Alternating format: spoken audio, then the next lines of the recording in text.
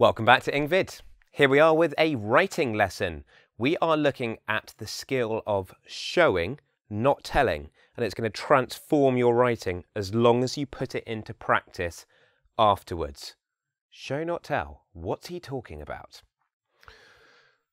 When we're writing, we want to avoid simple statements that don't really add any description or flavour. For example, the man was stressed. Boring.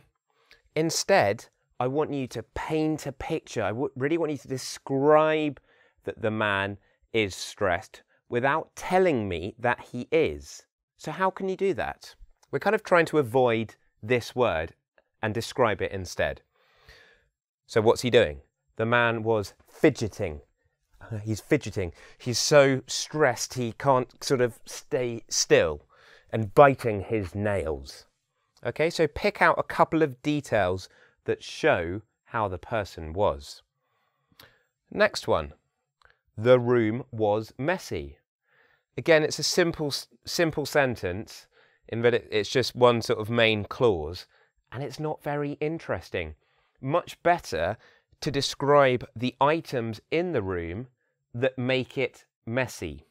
For example, there was a leftover pizza, dirty clothes were strewn. I'll write that word for you. That means they were covering the floor and there were dirty plates and cups. Okay? These details give us the idea that it is messy. Example 3. The woman was confident. Okay, but it'd be much more effective if you described how she was confident. So how does she move?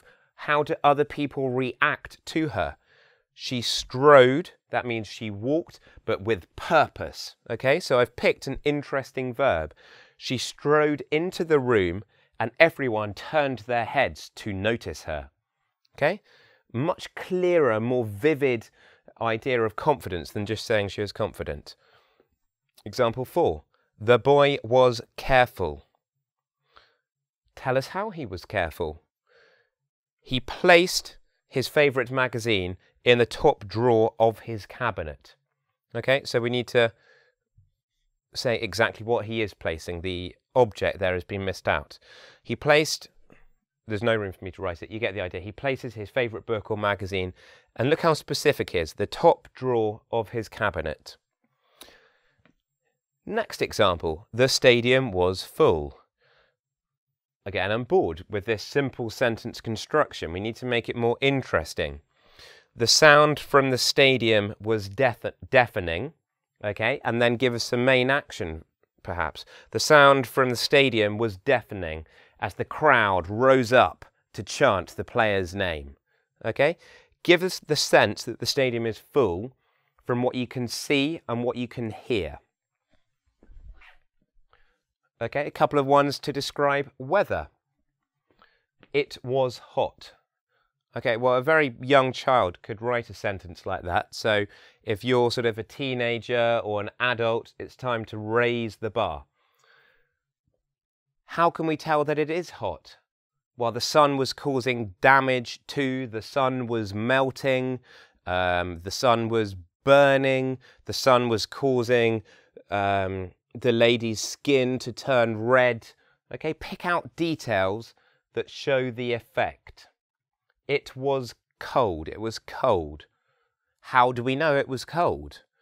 How cold did it feel? What can you see? Drain pipes were freezing.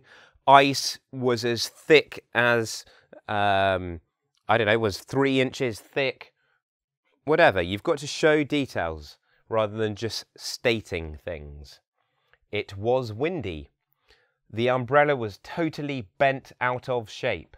The umbrella, you know, for keeping the rain off us, was totally, that means fully bent. Yep.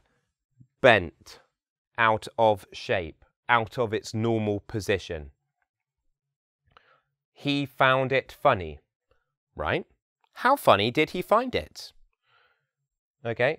Better for us to get the idea to picture what he was doing. He was rolling around the floor in hysterics. Okay, when you're so find something so funny, you're like, ah! Okay, he can't control his body. He finds it so funny. Hysterics, that means like totally lost control. Hysteria. Okay, hysterics. In hysterics means finding something really, really funny. The castle was captured, right? I want to get a sense of drama. I want to imagine what's happening there at the castle. Is the king having his head cut off? Are the new army marching in? What's happening? The new flag was hoisted up on high, greeted by a cheer from the crowd. Okay? Paint pictures, pick out details. Okay? It's good to have a range of adjectives, but how can you show those adjectives? How can you describe them instead? Thank you for watching today's video. Have a go at the quiz after this, and I'll see you very soon. Remember to subscribe. Bye.